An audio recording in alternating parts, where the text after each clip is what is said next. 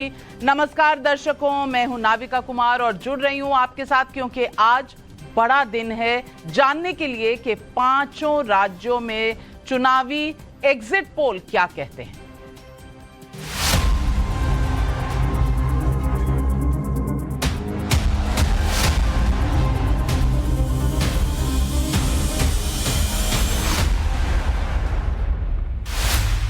अरे भैया पहले 2% वोट लेके दिखा दो, फिर देखेंगे। अरे मूर्खों के सरदार,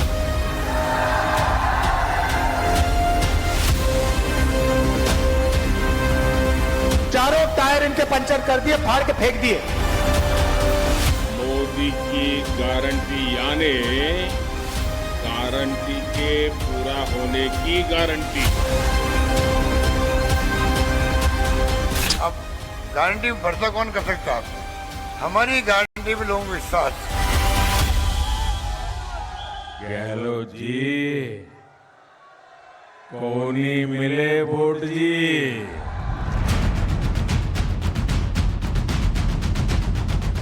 आज तक मैंने आचार संहिता के बाद 165 सभाएं की। पर शिवराज सिंह जी ये बहुत अच्छे कलाकार हैं, एक्टर हैं, उनको बंबई भेजेंगे, एक्टिंग करिए। राहुल गांधी का फर्स्ट फ्लोर खाली रहता है हमेशा, जो दिल में आया बके जाते हैं। चला चली की बेला है, अब कांग्रेस सरकार कुछ दिन का ही खेला है।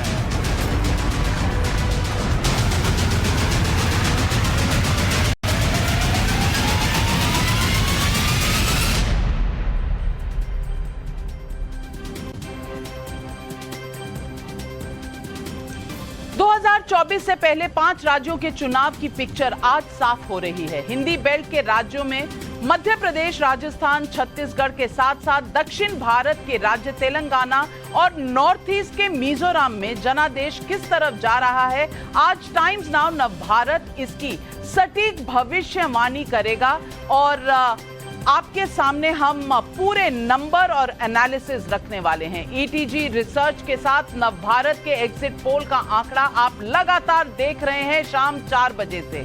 4 राज्यों की चुनावी भविष्यवाणी आपके सामने हो चुकी है और सबसे दिलचस्प टक्कर जिस राज्य मध्य प्रदेश में है उसका सस्पेंस खुलना अभी बाकी है। अभी तक आपने मध्य प्रदेश के 3 क्षेत्रों के आंकड़े देखे हैं, लेकिन पिक्चर अभी बाकी है दोस्तों। सवाल पब्लिक का कि इस इलेक्शन स्पेशल एडिशन में आंकड़े तो हम दिखा ही रहे हैं, साथ ही भारत का सबसे बेहतरीन पैनल हमारे साथ है जो आंकड़ों की एनालिसिस करने जा रहा है।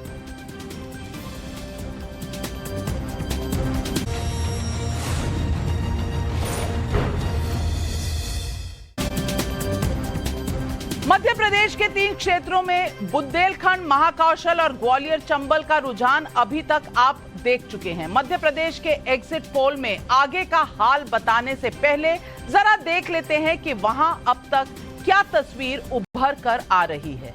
सबसे पहले तो कांग्रेस बीजेपी में कांटे की टक्कर है।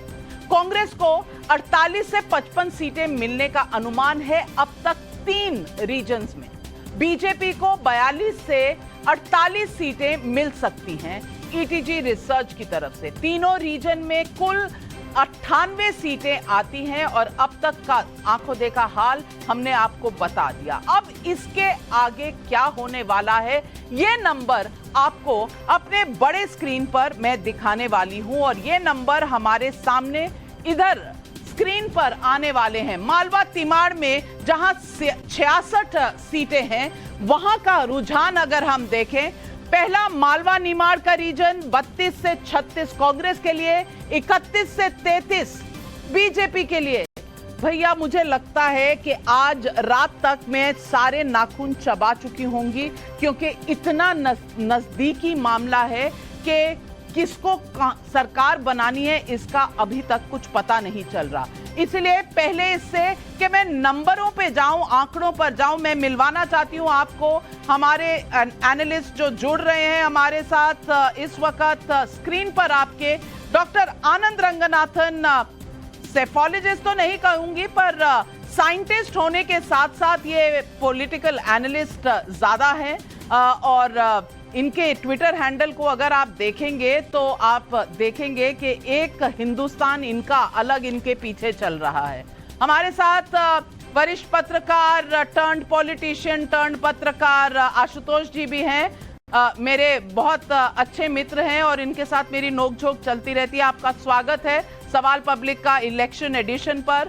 हमारे साथ हर्षवर्धन त्रिपाठी जी भी हैं, वरिष्ठ पत्रकार हैं और कौन किस तरफ करवट ले रहा है पॉलिटिकली उसकी बहुत समझ रखते हैं। संजय झा जी मेरे मित्र हैं, मेरे इकलौते मित्र हैं कांग्रेस में। मैं भी कांग्रेस से बॉयकॉटेड हूं, ये भी कांग्रेस से सस्पेंडेड हैं, लेकिन घनिष्ठ मित्रता है हमारी और हम अक्सर चुनावी रणनीतियां और चुनावी एनालिसिस साथ करते हैं। डॉक्टर संजय झा, आपका बहुत स्वागत है हमारे साथ इस शो पर। मनोज यादव जी प्रवक्ता हैं समाजवादी पार्टी के, हमारे साथ जुड़ रहे हैं सवाल पब्लिक का शो पर और बहुत आदर करती हूं मैं समाजवादी पार्टी का, क्योंकि इंडिया गठबंधन में इकलौती पार्टी है जिसने मुझ पर से बॉयकॉट उठाया है। तो बहुत स्वागत है आपका मनोज यादव जी। और लगनी श्रीनिवास जी बीआरएस के हमारे साथ जुड़ रहे हैं, तेलंगाना के भी नंबर आने वाले हैं। लेकिन चलते हैं सबसे पहले मध्य प्रदेश की तरफ और हम अब निमाड़ रीजन के बाद विंध्या रीजन पर चलते हैं और विंध्या रीजन में 13 से 15 कांग्रेस को, 14 से 16 बीजेपी को, 1 से 2 अन्य को मिलने वाली है। पिछली बार के रिजल्ट देखें तो कांग्रेस 6 पर थी, बीजेपी 24 पर थी, यानी बीजेपी को थोड़ा खामियाजा, कांग्रेस को बहुत बढ़त और अदर्स 12। ये 2013 में 12 थी कांग्रेस पार्टी, नीचे गई फिर अपना रीगेन किया। बीजेपी 16 से 24 और अब 15 सीटों के आसपास रहने वाली है। सबसे पहले मैं पूछूंगी आशुतोष जी आपसे, मध्य प्रदेश में अब तक के जो हमने 4 रीजन देखे हैं उसमें इतनी कांटे की टक्कर है, मैं पहले आपसे पूछने वाली हूं सरकार कौन बना रहा है? देखिए, मैं तो लगातार पिछले 3-4 महीने से इसी बात तो कह रहा हूँ कि कांग्रेस पार्टी का वहाँ एज है और आज आंकड़ों को देखकर मैं अपनी राय नहीं बदलने वाला हूँ, क्योंकि ये एग्जिट पोल के नतीजे हैं और हो सकता है 3 तारीख को नतीजे कुछ और भी हो सकते हैं।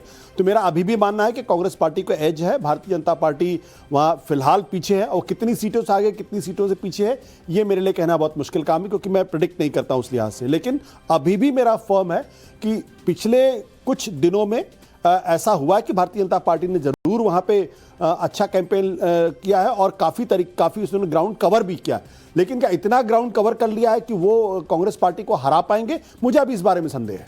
अच्छा, तो मैं एक बात और क्लियर कर दूं कि जो भी अपनी प्रिडिक्शन दे रहा है, जो भी हारेगा या जीतेगा वो चाय मुझे ही पिलाएगा, क्योंकि सिर्फ ये यहाँ पर क्लियर है कि चाय पिलाने वाले जो गलत होगा या सही होगा चाय मुझे ही पिलाएगा। तो ये मैंने साफ कर दिया। डॉक्टर आनंद रंगनाथन, आप आशुतोष जी के साथ सहमत हैं या आपको लगता है कि ये जो एक व्हील ऑफ होप है ये शायद कांग्रेस पार करके कहीं बीजेपी ना पहुंच जाए, तो आशुतोष जी को मुझे चाय पिलानी पड़ेगी?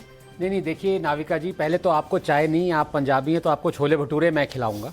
दूसरी बात, आशुतोष जी ने एकदम ठीक कहा, एग्जिट पोल जो हैं वो नमक के साथ, पिंच ऑफ सॉल्ट के साथ लिए जाते हैं, क्योंकि ये मेरे बड़े भाई हैं, मित्र हैं। ये जब इलेक्शन लड़ रहे थे तो एग्जिट पोल कह रहे थे ये क्लियर मेजॉरिटी से जीतने वाले हैं, और आप जानते हैं क्या हुआ था।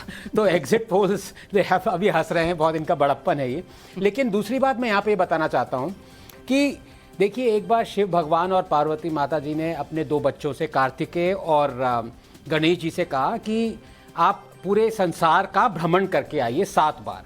तो कार्तिकेय अपना मोर पे कूदे और 7 बार धरती के चक्कर लगाने चले गए।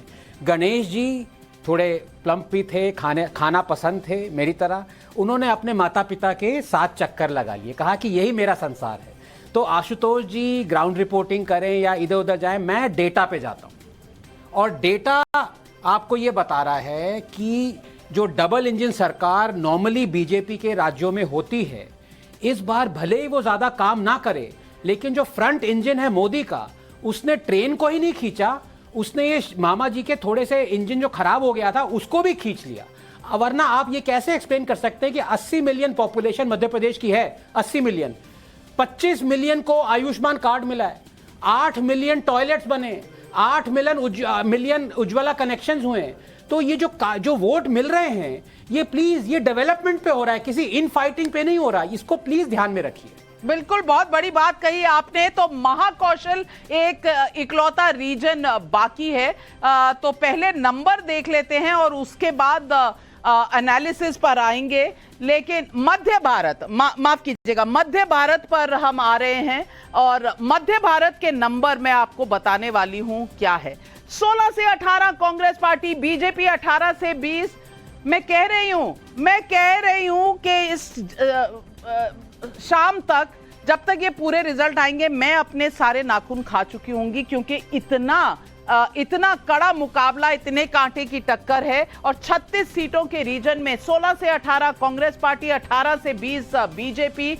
कांग्रेस पार्टी 13 पर थी, थोड़ा इंप्रूवमेंट, बीजेपी 23 पर थी, लगभग 3-4 सीटों का नुकसान। और 2013 के नंबर भी आपके स्क्रीन पर है। तो एंटी इनकम्बेंसी है, लेकिन क्या इतनी है कि बीजेपी को हराया जा सके? ये सबसे बड़ा सवाल है। और ये सवाल जो है ये बहुत सताएगा सबको। और ये है पूरे नंबर। कांग्रेस के ओवरऑल डेटा 109 से 125, बीजेपी बिल्कुल हल्की से पीछे 105 से 117, 1 से 5 अन्य। और वोट शेयर में अगर आप देखें तो वोट शेयर अगर हमारे स्क्रीन पर आए तो वोट शेयर में हमें पता चलेगा कि कितनी कांटे की टक्कर है। और 43.83 है कांग्रेस का, 42.23, यानी कि 1.25% का जब डिफरेंस होता है तो क्या सेफोलॉजिस्ट गलती कर सकते हैं, क्या पोलस्टर्स गलती कर सकते हैं? इस पर भी हमें बात करनी पड़ेगी। लेकिन ये इस वक्त जो नंबर आपके स्क्रीन पर हैं, अदर्स में 13.94। और मैं आपको बता दूं, अगर इस तरह की कांटे की टक्कर होगी तो मैं जानना चाहती हूं कि 1% के अंतर में क्या कुछ बदल सकता है। बताइए डॉक्टर संजय झा, 1% में तो दुनिया इधर की उधर हो जाती है, और सेफोलॉजिस्ट इतनी नजदीकी से, इतनी बारीकी से कैसे कहेंगे? अब अगर आपको बताना हो, प्रोजेक्ट करना हो, तो आप किसकी सरकार बनवा रहे? नाविका जी, देखिए, ये बहुत ही नजदीकी टक्कर है और इस पर भविष्यवाणी करना मैं समझता हूं कि जोखिम से भरा हुआ एक खेल होगा। ये मध्य प्रदेश में हमेशा से यदि ऐतिहासिक जो नतीजे देखेंगे तो हमेशा पर वहां पर वोट शेयर्स में ज्यादा फर्क नहीं रहा है। लोकसभा में होता है, लेकिन असेंबली इलेक्शंस हमेशा एक तरीके से क्लोज रहे हैं।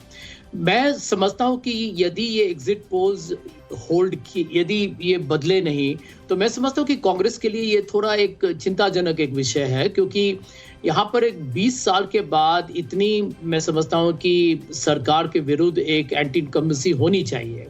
और सरकार में बहुत सारी खामियां थी शिवराज सिंह चौहान सरकार का, चाहे वो किसान को लेके लीजिए या बेरोजगारी को लेके लीजिए, भ्रष्टाचार को लेके लीजिए। लेकिन यदि कांग्रेस पार्टी ने इसका फायदा नहीं उठाया है पूरी तरह से, क्योंकि मैं जो कांग्रेस के कार्यकर्ता जिनसे मेरे अच्छे ताल्लुकात हैं, उनका वो बहुत ही आशावादी रहे। उन्होंने कहा कि हम तो 140 सीट तक जीत सकते हैं। आपने शायद तहसीन को भी सुना होगा कि 135 तो होगा ही, कमलनाथ जी मुख्यमंत्री बनेंगे ही। मुझे अंत में मैं यही कहना चाहूंगा संक्षेप में कि कांग्रेस पार्टी आगे है। मेरा भी ये विश्वास है कि कांग्रेस पार्टी की सरकार होगी, लेकिन यदि उम्मीद पर दुनिया कायम है। और इस वक्त हमारे साथ जुड़ रहे हैं सुधांशु त्रिवेदी जी, बीजेपी के सांसद और राष्ट्रीय प्रवक्ता, और हमारे साथ आचार्य प्रमोद कृष्णम जी भी कांग्रेस के जुड़ रहे हैं। आचार्य जी और सुधांशु जी, आपका स्वागत है, प्रणाम, नमस्कार। कांटे की टक्कर, मैच एकदम रोचक मोड़ पे खड़ा हुआ है और अब हम स्क्रीन पर ले रहे हैं पोल ऑफ पोल्स का डेटा। और पोल ऑफ पोल्स यानी कि जितने भी पोल्स आए हैं उसका अगर हम एक एवरेज लें तो पोल ऑफ पोल्स हमें दिखा रहा है कि कांग्रेस को जिताने वाले 117 टाइम्स नाउ, ETG का पोल, जन की बात का पोल जो है वो 113 है, जी न्यूज एक्सिस माई इंडिया 116 है, इंडिया टीवी CNX 111 है, TV9 भारतवर्ष यहाँ पर 116 है, 74 चाणक्य बता रहे हैं, और 2 पोल और हैं, एक चाणक्य आ गया और एक चाणक्य तो बीजेपी को 151 दे रहा है, एक इंडिया टुडे आज तक और माई एक्सिस का है वो भी 151 दे रहा है, शायद वो इसमें अभी जुड़ा नहीं है, अगर हम वो जोड़ दें तो एवरेज क्या आएगा वो बहुत जरूरी होगा, क्योंकि कांग्रेस और बीजेपी के पोल और पोल्स के नंबर में बीजेपी की सरकार थिन मार्जिन से बनाती है ये एवरेज जो इस वक्त आ रही है। सुधांशु त्रिवेदी, कांटे की टक्कर, एंटी इनकम्बेंसी, क्या कांग्रेस पहले पीक कर गई, क्या विश्लेषण है इस चुनाव का? या तो आपकी लाइन में खराबी है सर। मेरी आवाज आ रही है सुधांशु जी?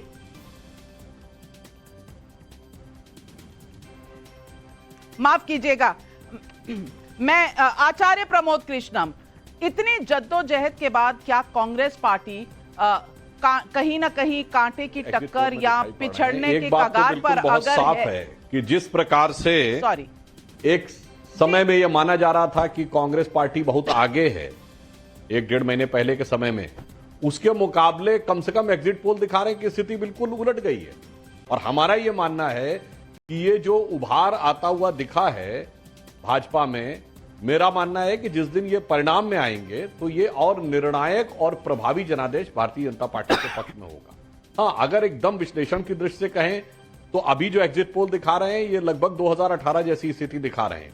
ये बात सही है कि मध्य प्रदेश में सामान्यतः भाजपा और कांग्रेस के मत प्रतिशत में 1.5-2% से ज्यादा का अंतर नहीं होता है विधानसभाओं में। लोकसभा में पिछली बार हमने 50% से अधिक वोट प्राप्त किया था, परंतु आप ये समझ लीजिए कि कुछ महीने पहले जहां बीजेपी को राइट ऑफ कर दिया गया था और ये कांग्रेस में ये मान लिया गया था कि उनकी सरकार बनने लगी है और कपड़ा फड़ने तक की बातें शुरू हो गई थी कि ये मानते हुए कि ये तय है कि सरकार बन रही है, वहां से स्थिति बिल्कुल उलट दिखाई पड़ रही है। और छत्तीसगढ़ में भी जहां पर वहां भी ये माना जा रहा था कि बिल्कुल ही कांग्रेस आ रही है, वहां भी मामला कांटे की टक्कर का दिखाई पड़ रहा है। राजस्थान में अधिकांश exit poll Bharatiya Janata party को, एक को छोड़कर सभी भारतीय जनता पार्टी को निर्णायक बहुमत दिखा रहे हैं। तो हम ये कह सकते हैं कि चंद मतलब घंटों की बात है, एक 60-65 घंटों की बात है। इसके उपरांत जो परिस्थिति आएगी, जैसे कहते हैं ना 72 घंटे बाद पिक्चर क्लियर होगी, तो 72 घंटे के अंदर मेरा मानना है कि तीनों ही राज्यों में निर्णायक रूप से भारतीय जनता पार्टी के पक्ष में बहुमत आएगा। आचार्य प्रमोद कृष्णम जी, ये बहुत ही बड़ा सवाल है कि क्या कांग्रेस पहले पीक कर गई थी, नंबर 1 सवाल, और नंबर 2 सवाल, क्या कांग्रेस पहले कॉन्फिडेंट हो गई और बीजेपी ने बाद में जो अपनी स्ट्रैटेजी बदली, और इस स्ट्रैटेजी में उन्होंने चीफ मिनिस्टर का जो चेहरा है वो हटा दिया, एंटी इनकम्बेंसी दूर कर दी, सारे केंद्रीय मंत्रियों को लड़वा दिया चुनाव, और कारपेट बॉम्बिंग रैली की जिस तरह प्रधानमंत्री मोदी, गृह मंत्री योगी आदित्यनाथ सबने की, शायद कहीं ना कहीं कांग्रेस ओवर कॉन्फिडेंट हो गई। देखिए नाविका जी, हमें मध्य प्रदेश में जीतने में कोई भी शंका नहीं है। हमें पूरी उम्मीद है, भरोसा है, यकीन है कि हम मध्य प्रदेश में जीतेंगे। जहाँ तक सुधांशु जी कह रहे हैं कि भाई ये तो उलट नजर हो गई, बाजी उलट हो रही है, उलट तो बिल्कुल लग रही है। आप तो कहीं मान ही नहीं रहे थे कि कांग्रेस कहीं खड़ी भी है। आप तो 1 महीने से कह रहे थे कि कांग्रेस का बिल्कुल सुपड़ा साफ हो गया है, हम सारे राज्य जीत रहे हैं। तो वाकई बाजी उलटती हुई नजर आ रही है। मगर मुझे चिंता इस बात की नहीं है कि एग्जिट पोल हमें कहीं पीछे दिखा रहे हैं, कहीं आगे दिखा रहे हैं। खासतौर से मध्य प्रदेश में अभी कह रहे हैं 72 घंटे इंतजार करिए। भाई 72 घंटे में तो हम जीत जाएंगे। हमें फिक्र तो 72 दिन के बाद की है, क्योंकि मध्य प्रदेश में 2018 में भी हम जीते थे। अरे भी आप तो कुछ भी खेल कर देते हैं, तो पता नहीं आपके मन में क्या क्या विचार चल रहे होंगे। तो हे प्रभु, थोड़ा हमें तो आप अभी से मत डराओ कि 72 घंटे का इंतजार करो। 72 घंटे में तो हम जीत ही जाएंगे। 72 दिन बाद कुछ और गड़बड़ मत कर देना, जैसे कमलनाथ जी के साथ पिछली 2018 में की थी। तो नाविका जी, एक तो मैं ये कह रहा था, दूसरी बात मैं ये कह रहा हूं कि जितने एग्जिट पोल आ रहे हैं, ये अभी एग्जिट पोल इनको नहीं माना जा सकता है, लेकिन फिर भी एग्जिट पोल जो हैं ये दर्शा रहे हैं कि एक तरफा जो हुकूमत चला रहे थे और एक तरफा जो इस देश को चलाने की सदियों तक बातें कर रहे थे और विपक्ष को बहुत ज़्यादा बेइज्जत किया जा रहा था, तो इस एग्जिट पोल से थोड़ा सा उसमें ठहराव आएगा। और लोकतंत्र की ये खूबसूरती है कि टक्कर हो तो ज़बरदस्त हो, और ये ज़बरदस्त टक्कर आप दिखा रही हैं। दूसरी बात, मैं आपको बधाई देना चाहता हूं अभी कि आपको इंडिया गठबंधन जब बना तो उसमें एक फैसला लिया गया कि भाई नाविका जी को बायकॉट कर दिया जाए। तो आज मैं भी आपके चैनल पे बैठा हूं और समाजवादी पार्टी भी बैठी है, तो अब आप बिल्कुल बायकॉटेड नहीं है। हालांकि कमलनाथ जी ने आपको इंटरव्यू दिया था, वो सबसे पहली शुरुआत थी। मैं आपको भी बधाई देता हूं। और एग्जिट पोल में क्या दिखाई दे रहा है क्या नहीं दिखाई दे रहा, मगर मेरा ऐसा मानना है कि मध्य प्रदेश में कांग्रेस सरकार बनाएगी और छत्तीसगढ़ में हम दोबारा सरकार बनाएंगे। तेलंगाना में भी हम काफ़ी बढ़त से आगे हैं। राजस्थान थोड़ा हमारा संघर्ष में है। मुझे ये कहने में कई गुरेज नहीं है कि राजस्थान में थोड़ा मामला पेचीदा लग रहा है। अब आगे ईश्वर की कृपा रही तो वहां भी देखते हैं क्या होता है। मनोज यादव जी, मैं एग्जिट पोल का पूरा सम्मान करते हुए ये बात कहना चाहता हूं कि एग्जिट पोल अगर सही भी निकलते हैं तो हमें कोई दिक्कत नहीं है। हमारा परफॉर्मेंस, सारे नेताओं ने बड़ी मेहनत की, कोऑर्डिनेशन भी ठीक रहा। अगर छोटी मोटी कोई कमियां रहेंगी तो सुधांशु जी वो आगे ठीक कर ली जाएंगी। अब 24 में जो है आपको देखना है कि जिस कांग्रेस को आप बिल्कुल कहीं आप मतलब कहीं भी नहीं देख रहे थे और कहीं भी नहीं सोच रहे थे और कहीं भी उसको सम्मान नहीं दे रहे थे, तो कम से कम कांग्रेस को आप हल्के में मत लीजिएगा, वरना 2024 बहुत मुश्किल हो जाएगा। सुधांशु जी, आपको तो सूट करेगा अगर बाइपोलर कॉन्टेस्ट हो और मोदी के बनाम राहुल गांधी खड़े हो, तो ये तो बीजेपी को सूट करेगा, जिसको थोड़ा सा आपके लिए चुनौती कह रहे हैं आचार्य प्रमोद कृष्णम। क्या ये आपकी लॉटरी है? देखिए नाविका जी, आपने कहा कि ऐसा लगता है क्या संभावना हो सकती कांग्रेस पहले पीक कर गई हो। वास्तविकता में यह है कि कांग्रेस तभी तक पीक पे रहती है अपने प्रचार में, जनता की नजर में नहीं, अपनी क्षमता के पीक पर रहती है जब तक उसका केंद्रीय नेतृत्व उतरता नहीं है। जहां केंद्रीय नेतृत्व उतरता है वो पीक से ढलान की तरफ आ जाती है। हमारा अंतर यह रहता है, चूंकि, और इसको बात मैं केवल कटाक्ष में नहीं कह रहा हूं, यथार्थ में कह रहा हूं, क्योंकि हम एग्जिट पोल पे बैठे हैं। जितने ओपिनियन पोल्स आते हैं उसमें बीजेपी के पक्ष में जितने प्रतिशत मतदाता दिखते हैं उससे कहीं ज्यादा मोदी जी के पक्ष में दिखते हैं। ऑन द कॉन्ट्रेरी, कांग्रेस के पक्ष में जो मत प्रतिशत दिखाई पड़ता है राहुल गांधी जी के पक्ष में उससे कम दिखाई पड़ता है। तो साफ है कि जब तक उनका केंद्रीय नेतृत्व नहीं आता वो पीक पे रहते हैं, हमारा केंद्रीय नेतृत्व आता है, उसके बाद पीक पे आने की बात होती है। और अभी आचार्य जी ने कहा कि 72 घंटे नहीं 72 दिन के अंदर क्या हो जाएगा। आचार्य जी, मैं विनम्रता से कहना चाहूंगा, अरे 72 दिन 72 घंटे छोड़िए, 72 साल में क्या हुआ है बताइए। 72 साल के अंदर दर्जनों बार कांग्रेस टूटी, चाहे निजरिंगप्पा, कामराज, चौधरी चरण सिंह, नीलम संजीव रेड्डी, चंद्रशेखर, देवराज अरस, अर्जुन सिंह, एनडी तिवारी, ममता बनर्जी, जगन मोहन रेड्डी, इसमें हम थे क्या सब जगह। अरे उस जमाने की बात जब भाजपा का वजूद भी नहीं था और मोदी जी, अमित शाह जी का नाम नहीं था। बहुत सी बात घटना तो अमित शाह जी के जन्म से पहले की हैं। और जनाब हम लोगों ने खूब सुना Congress S, Congress R, Tiwari Congress, Trinamool Congress, YSR Congress, Congress O, Congress I, Congress U, Congress मैं, कांग्रेस तू, कांग्रेस आई, कांग्रेस गई। तो ये सब चीजें तो आपके 72 साल से होती आ रही। इसलिए इसको वर्तमान चीज या वर्तमान सरकार पे दोष डालने का प्रयास न करिए। सभी प्रबुद्ध विश्लेषक यहां बैठे हैं, उनको 72 साल का इतिहास पता है कि सत्ता हटते ही कांग्रेस में टूट फूट होने लगती। आचार्य जी, इससे पहले कि आप जवाब दें, मैं मनोज यादव जी को पूछना चाहती हूं। मनोज यादव जी, अगर आचार्य प्रमोद कृष्णम जी की बात माने तो कहीं ना कहीं अब ये बाइपोलर कॉन्टेस्ट है, बीजेपी बनाम कांग्रेस। अब अखिलेश जी ने मध्य प्रदेश में जो कांग्रेस के बारे में कहा, कमलनाथ जी के बारे में कहा, अब आगे चलकर इंडिया गठबंधन लोकसभा चुनाव क्या एक साथ बैठकर चाय पीकर सीटों का बंटवारा हो पाएगा? क्या गठबंधन साथ रह पाएगा? क्योंकि दोनों, कांग्रेस पार्टी तो सिर्फ अपने नंबर बढ़ा रही है, तेलंगाना में, चाहे छत्तीसगढ़ में बाइपोलर कॉन्टेस्ट, राजस्थान में। तो क्या आप जैसे दल कांग्रेस पार्टी के साथ कोई समझौता करेंगे?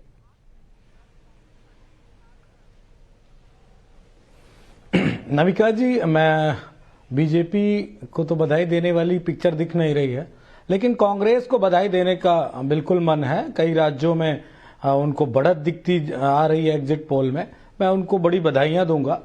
मध्य प्रदेश में कांटे की टक्कर राजस्थान में डावाडोल स्थित लगभग दिख रही है।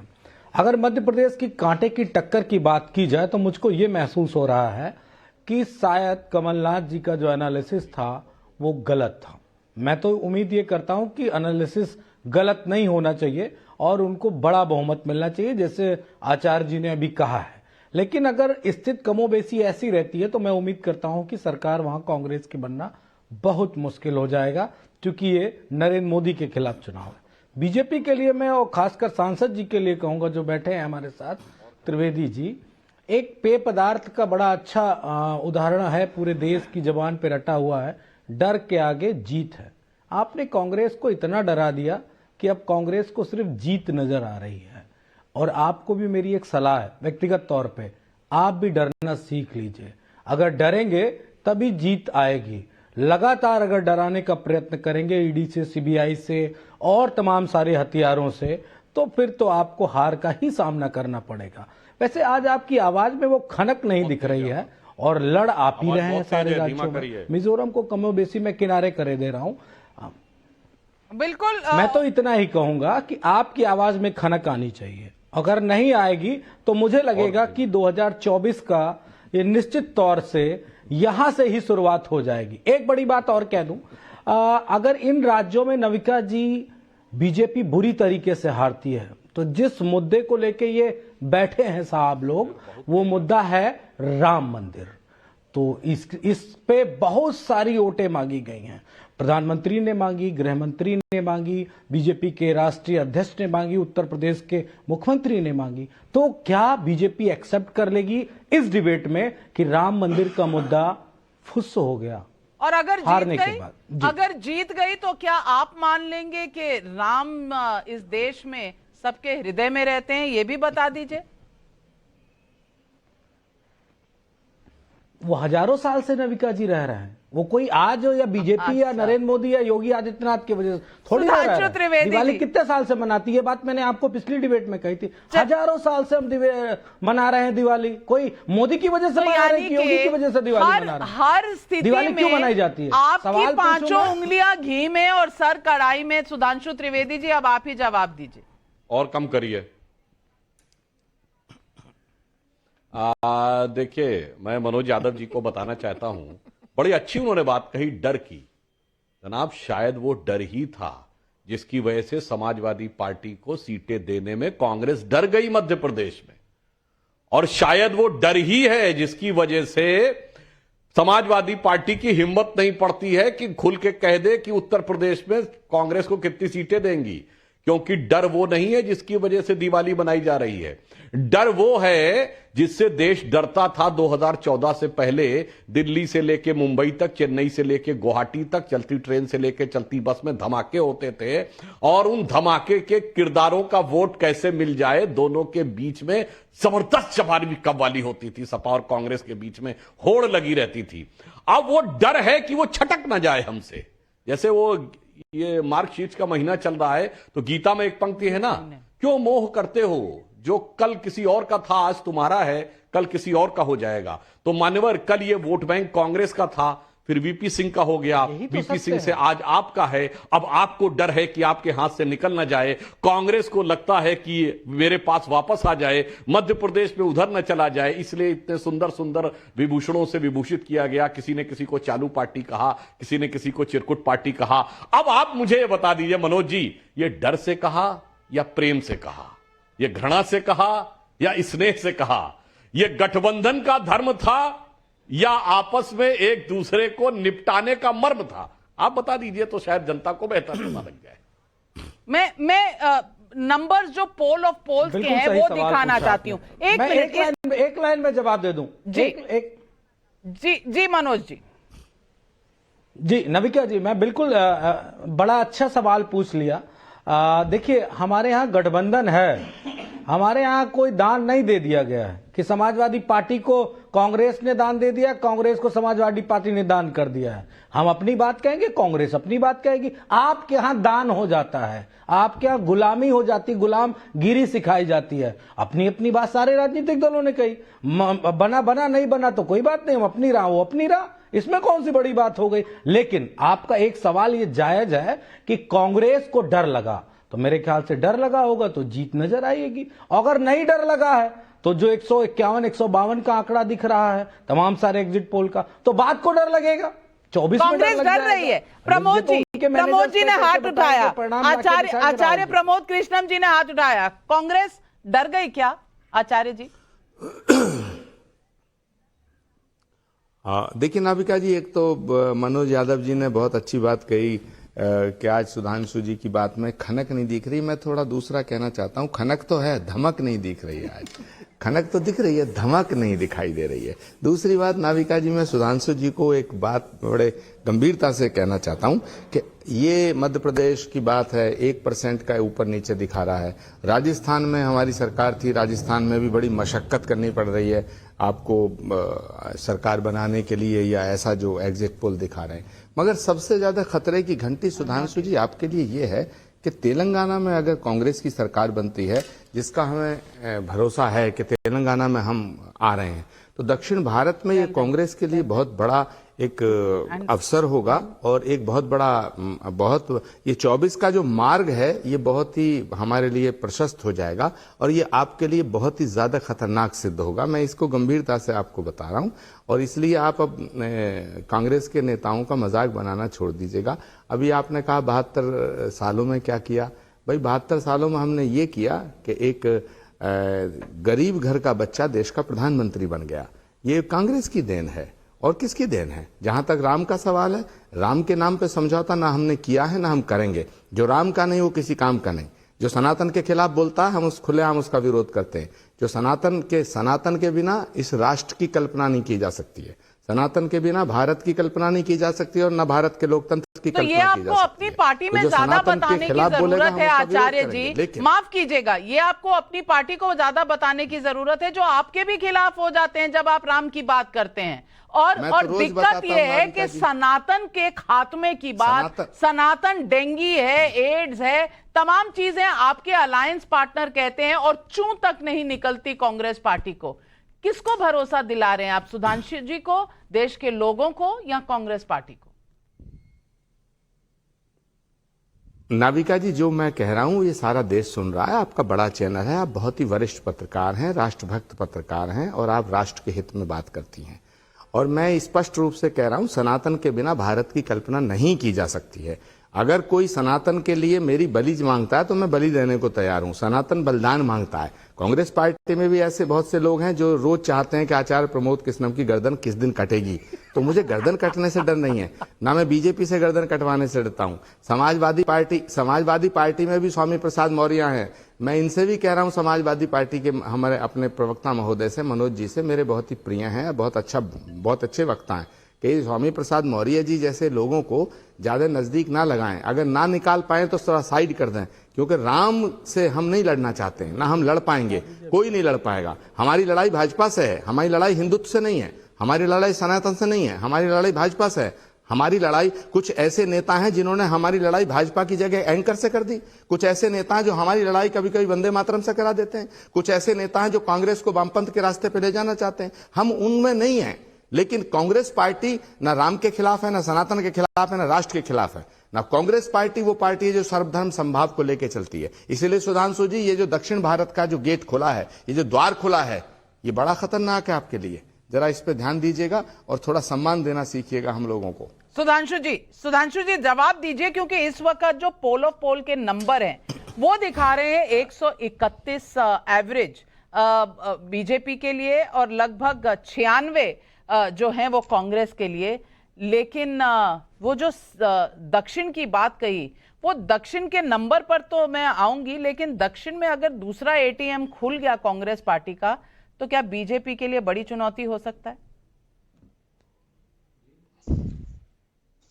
हम उसके मुद्दे पर भी जवाब देते हैं। मैं आचार्य जी की बात का क्रमवार जवाब देता हूं। देखिए, आचार्य जी की बात से जो बात निकली, यही तो कांग्रेस के मन का अहंकार है कि हमने वो हालात बनाए कि एक गरीब घर का व्यक्ति प्रधानमंत्री बन गया। मान्यवर, ये हालात आपने नहीं बनाए, ये इस देश की सनातन परंपरा ने बनाए। और इवन जो हमारे वामपंथी लोग हमारी प्राचीन तमाम इतिहास को ना भी मानते हो, तो डॉक्यूमेंटेड हिस्ट्री में स्वतंत्र भारत का सबसे बड़ा पहला सम्राट चंद्रगुप्त मौर्य थे, जो एक सामान्य परिवार से उठे और इतना बड़ा साम्राज्य बनाया जो अफगानिस्तान से बर्मा तक और दक्षिण में कर्नाटक तक था। तो 2400 साल पुरानी परंपरा है, यह कोई 1947 के बाद की बनाई हुई परंपरा नहीं है।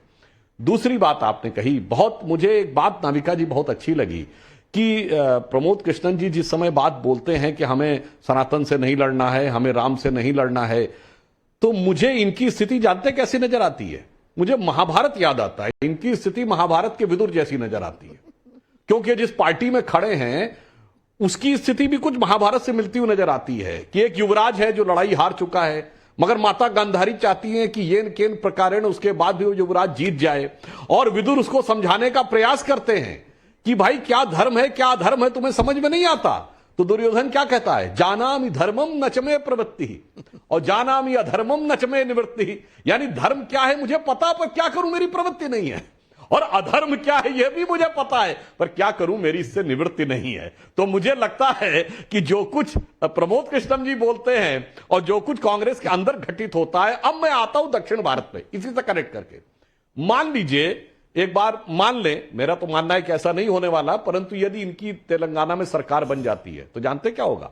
दक्षिण भारत के सारे दलों के अंदर इतना खौफ व्याप्त हो जाएगा कि आपने सनातन पे आक्रमण करने वाले जिस दल का साथ दिया, कोई आश्चर्य नहीं है कि वो भी आपको धता बता के दाएं बाएं हो जाए।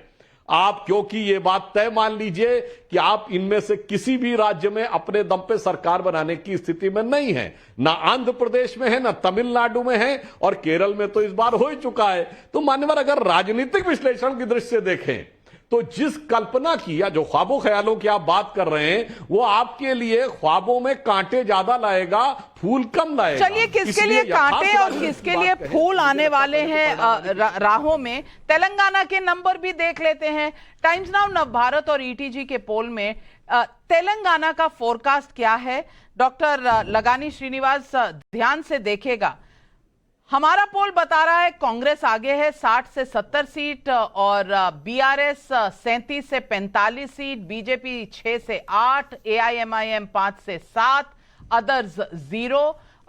ये इस वक्त times now EDG vote share percentage अगर देखें तो 43% कांग्रेस के, 38% बीआरएस के, बीजेपी के 13%, एआईएमआईएम 2%, अदर्स 2%। लेकिन पोल ऑफ पोल्स अगर हम देखें तो ये कंपैरिजन का डेटा है, और ये अगर 2018 में देखें तो कांग्रेस ने काफी बढ़त देखी है, 19 से लगभग 65 तक जा रही है कांग्रेस, और बीआरएस 88 से लेकर अब 43 तक करीब आएगी। और जो नंबर है 119 में, तो कांग्रेस की मेजॉरिटी बनती दिख रही है ईटीजी रिसर्च के पोल में। लेकिन पोल ऑफ पोल्स का अगर आंकड़ा देखा जाए तो भी अक्सर सारे पोल लगभग ये दे रहे हैं बीआरएस को 40, 48, 52, 33। और एक बार इससे पहले कि हम देखें, शिवराज सिंह चौहान बोल रहे हैं, देख लेते हैं क्या कह रहे हैं। सचमुच में चमत्कार किया है। वोटिंग के बाद हमारे बीजेपी की भी कई नेताओं से बात हुई, अनौपचारिक चर्चा में भी आप 140 तक पहुंचे, बीजेपी के अन्य नेता भी 140 तक नहीं पहुंच पा रहे, 120, 25, 130 तक ही पहुंच पा रहे थे। लेकिन ये तो मतलब जिस तरीके से बताया जा रहा है, आप 40 तक सबसे हाईएस्ट आपका था, लेकिन अब ये तो उम्मीद से भी थोड़ा ज्यादा। देखो, मैंने केवल संभल के बोला था, लेकिन मैंने कई जगह ये कहा कि जिस ढंग से बहनों का स्नेह और प्रेम मिल रहा है और जनता की जैसी भीड़ उमड़ रही है, नतीजे अप्रत्याशित आएंगे, अभूतपूर्व आएंगे। सर कांग्रेस भी दावा कर रही है, हालांकि अब मुझे कुछ कहना नहीं है, उनको दावा करने का अधिकार है भाई, उनको दावा करने दीजिए।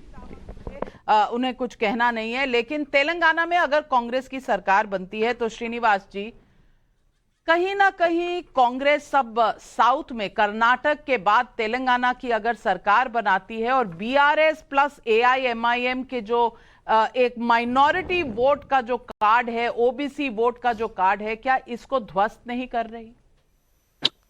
शुक्रिया नाविका जी। अभी जो हम लोग बात कर रहे थे तेलंगाना की, वो जो पोल का रिजल्ट जो है जल्दबाजी मेरे को लग रहा है, क्योंकि आप ये पोल एग्जिट पोल का रिजल्ट में एक दिए तो CNN 18 का एक जो है 52 और 55 का दिखा रहा। मुझे तो एक अप्लाइड पॉलिटिक्स रिसर्च फेलो के नाते वो एग्जिट पोल का जो है वही मेरे को नियरेस्ट दिख रहा, क्योंकि अभी आप देखें तो 2018 में तेलंगाना में बीआरएस पार्टी का जो वोट परसेंटेज है 48% है और कांग्रेस का 28 है। तो ये 19% जो गैप है वो एंटी इनकम्बेंसी फैक्टर वो 19% को कम करके आएगा, एक बड़ा क्वेश्चन मार्क है। क्योंकि 6 मंथ्स पहले, 6 महीने पहले कर्नाटका इलेक्शन का रिजल्ट आने तक यहाँ पे कांग्रेस पार्टी का तो मुद्दा ही नहीं था, उसका डिस्कशन ही नहीं था। वो लोग 3rd प्लेस में थे। अभी यहाँ पे जो कर्नाटका इलेक्शन, लेकिन तकदीरें बदलने में, वोटरों का मूड बदलने में समय नहीं लगता। हर्षवर्धन त्रिपाठी जी, अगर मध्य प्रदेश में कांग्रेस हारती है, तेलंगाना में जीतती है, राजस्थान बीजेपी की जीत दिखा रहा है, पोल ऑफ पोल्स में छत्तीसगढ़ में कांग्रेस को आगे दिखाया जा रहा है, तो एक नैरेटिव क्या निकल के आता है? और अगर मिजोरम की भी बात करें तो 3 पार्टियां हैं, मेजॉरिटी किसी की नहीं है। MNF जो है उसके सबसे ज्यादा सीटें हैं, वो सेंटर में बीजेपी की अलायंस पार्टनर है, एनडीए में है, स्टेट में नहीं है। क्या इस 5 राज्यों के चुनाव से आप क्या विश्लेषण देखते हैं? देखिए नविका जी, सबसे पहले तो मुझे ये लगता है कि मध्य प्रदेश में भारतीय जनता पार्टी शानदार बहुमत के साथ सरकार बनाएगी, इसमें मुझे कोई भ्रम नहीं दिखता है। और ये मैं कई बार आपके साथ शो में भी मैं ये कह चुका हूं, मध्य प्रदेश में भारतीय जनता पार्टी ने जितने उसके लूप होल्स थे वो सब एक तरह से कहें कि नट बोल्ट दुरुस्त कर दिया, टाइट कर दिया। और कांग्रेस पार्टी, आपको याद हो, जो कर्नाटक जीत के बाद जो मोमेंटम था, जो प्रियंका गांधी जी जबलपुर में नर्मदा के घाट पर आरती की थी उन्होंने, उसके बाद एक आरोप लगाया कि शिवराज सिंह चौहान की सरकार 40% कमीशन वाली सरकार है। उसी तरह की कोशिश की, कॉपी पेस्ट कर दिया जो कर्नाटक में किया था, लेकिन वो बैकफायर कर गया, चिट्ठी झूठी निकली थी। उसके बाद उसका जवाब तक देते नहीं बना। और कमाल की बात यह कि आप सोचिए कि जिस गठजोड़ की हम बात कर रहे थे, इंडिया गठजोड़ की, उसकी भोपाल की रैली तक रद्द करनी पड़ी। भारतीय जनता पार्टी जो अंतर कलह से जूझ रही थी, अंतर विरोध से जूझ रही थी, सेंट्रल कमांड में अमित शाह आते हैं, जो आपस में लड़ रहे थे, वो अपनी अपनी सीट बचाने के लिए लड़ने लगे। ये ठीक बात है कि इसके बावजूद चाहे राकेश सिंह हो, गणेश सिंह हो, रीति पाठक हो, इनकी सीट अभी भी फंसी हुई है। प्रहलाद सिंह पटेल की सीट बहुत मजे से निकल रही है। लेकिन इस पूरे से हुआ क्या कि भारतीय जनता पार्टी ने अपनी कमजोर कड़ियों को जोड़ लिया। दूसरा, लाडली बहना योजना निश्चित तौर पर, जिसको हम कहते हैं ना कि परसेप्शन बनता है, जब मैनेजमेंट हो जाता है तो कोई एक ट्रिगर पॉइंट आता है, और उसने कतार में खड़ा कर दिया कि देखो मामा जी, भैया, उनकी बहनें हैं। लेकिन नरेंद्र मोदी सरकार की वीमेन सेंट्रिक स्कीम्स ने पूरे देश में महिलाओं का नजरिया वोटिंग के लिए बदल दिया है, और यह हमको पूरे देश में नजर आता है। इसलिए मुझे मध्य प्रदेश में तो कोई कंफ्यूजन दिखता नहीं। राजस्थान में भारतीय जनता पार्टी एक बेहतर स्थिति में है, लेकिन अंदरूनी लड़ाई, वसुंधरा और केंद्र के बीच का संघर्ष उसको मुश्किल में डाल सकता है। लेकिन कोई सरकार कांग्रेस की बनती दिख रही हो, ऐसा मुझे नहीं लगता है। छत्तीसगढ़ में कांग्रेस बहुत मजे से सरकार बनाएगी, भारतीय जनता पार्टी बहुत पीछे है। भूपेश बघेल ने अपनी ताकत दिखाई है, शक्ति बढ़ाई है, और अच्छा हुआ कि राहुल गांधी की वो 2.5 साल वाली जो सलाह थी वो मानी नहीं। तेलंगाना में बीआरएस का अपर हैंड है, लेकिन कांग्रेस जिस तरह का मोमेंटम गेन कर रही है उसमें उसके लिए गोल्डन चांस है, वो सरकार बना सकती है। और मिजोरम को लेकर मैं इसलिए नहीं कहूंगा कि छोटा राज्य है, एमएनएफ ने बहुत क्लेवर मूव किया है। उन्होंने कहा कि हम बिल्कुल, उन्होंने नरेंद्र मोदी की रैली तक नहीं होने दी, हो सकता है उसका उनको लाभ मिले, लेकिन वहां की स्थिति बहुत साफ नहीं है।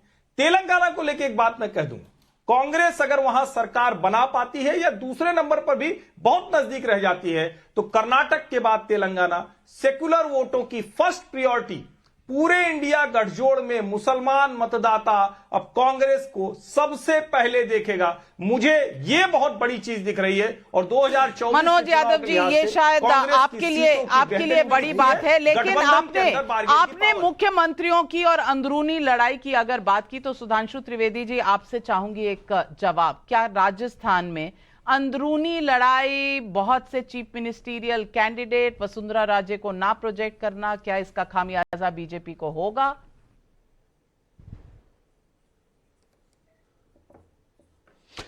देखिए, राजस्थान में हमारी सरकार नहीं थी और हम समय समय के ऊपर पार्टी का केंद्रीय नेतृत्व निर्णय लेता है कि कहां पर प्रोजेक्ट करना, कहां नहीं। जैसे उदाहरण के लिए 2003 का ही चुनाव याद करिए, अभी 20 साल, जब वसुंधरा जी पहली बार सीएम बनी, हमने राजस्थान में प्रोजेक्ट किया था, मध्य प्रदेश में प्रोजेक्ट किया था, छत्तीसगढ़ में नहीं किया था।